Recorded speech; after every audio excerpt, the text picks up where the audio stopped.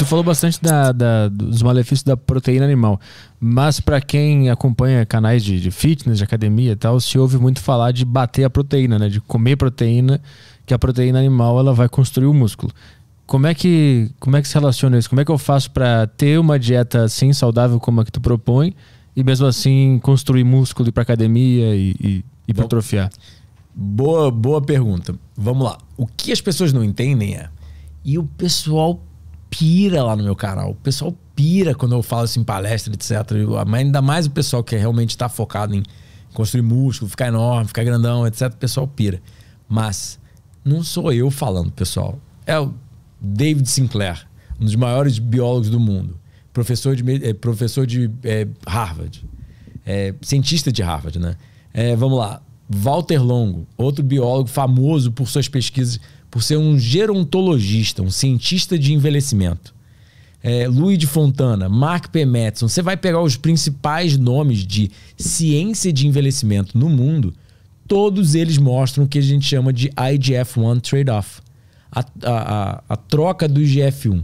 Você pode comer muita proteína, você vai elevar o IGF-1 e mTOR. São os mecanismos de mitogênese. Todo mundo no meio do fisiculturismo fala de mTOR e IGF-1.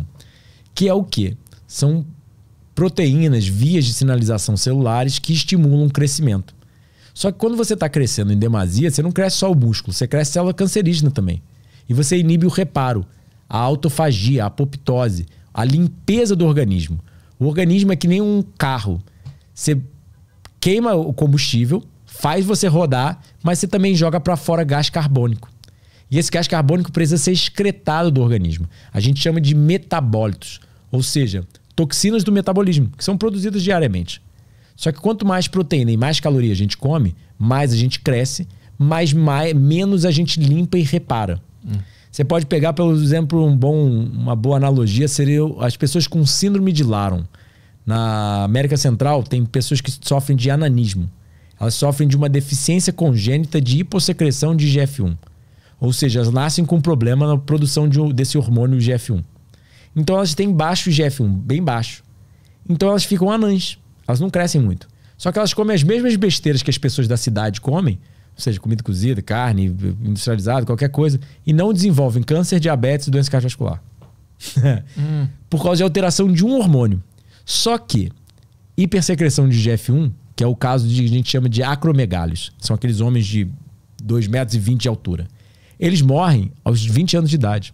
Eles têm a menor expectativa de vida do globo. Por quê? Muito IGF-1. E o que faz você produzir mais IGF-1 e manter maiores níveis de IGF-1? Quanto mais proteína, mais IGF-1. Você consegue até levar IGF-1 da mesma forma que você leva com carne, com proteína de soja refinada, por exemplo. Ou seja, muita proteína é muita proteína. Até mesmo, óbvio, de animal não tem os fitonutrientes, não tem a fibra, não tem vários fatores protetores. Mas ainda assim, muita proteína é muita proteína. A gente não foi feito para consumir muita proteína. Pega como falam lá no sul, pega a visão. O leite materno humano é o mais hipoproteico da natureza. Se o leite materno do chimpanzé é até um pouco mais proteico que o nosso, será que isso não é um belo de um indício que a gente deveria comer a quantidade fisiológica de proteína? Porque, quem cresce mais, nenhum fisiculturista cresce mais do que uma criança. Um bebê dobra de tamanho em meses, entende? 6 meses, eu acho. Então, o que acontece? Se ele está dobrando de tamanho com 6% de proteína, um leite materno extremamente hipoproteico, quanto de proteína a gente realmente precisa? Você pega civilizações primitivas. Okinawa, no Japão, que é a civilização, uma das zonas azuis, uma das civilizações mais saudáveis e longevas do mundo, o consumo de proteína deles é quase metade do que a OMS recomenda para um homem de 70 quilos. Isso é uma civilização, tipo, não é nem primitivo, é uma ilha no Japão. Entende? Se eles consomem tão pouca proteína e são tão saudáveis e longevos, será que a gente deveria consumir tanta proteína? E aí sim, concordo plenamente em gênero, número e grau. Eu adoro ficar enorme, adoro ficar forte, fica mais bonito. Quanto mais proteína, mais caloria, você toma um tamanho que é enorme. Físico de fisiculturista, eu acho bonito. Mas isso é pró-longevidade, pró-reparo, pró-saúde?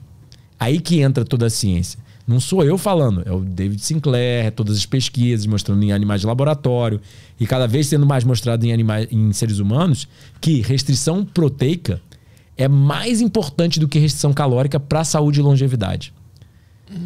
Que aí você liga os mecanismos de autofagia e apoptose. O câncer, por exemplo, a gente sabe que um dos maiores obstáculos para o câncer é a apoptose. Se você não tem a inibição... A apoptose é o quê? Morte programada celular. Células precisam saber quando tem que ser mortas. Porque você tem que limpar células velhas, que senão elas a gente chama de células senescentes. A célula fica velha, ela perde sua capacidade replicativa, ela perde a função dela no organismo, ela não consegue mais se replicar, mas ela se acumula ali e fica produzindo citocinas inflamatórias. Ela produz inflamação. Ela danifica as células em volta. Então você precisa estar A coisa é, resumindo, você precisa do que a gente chama na ciência de flip the metabolic switch. Alternar o interruptor metabólico. Nunca, todo tipo de espécie na natureza, nunca na história humana, a gente teve comida abundante e tão frequente quanto a gente tem agora.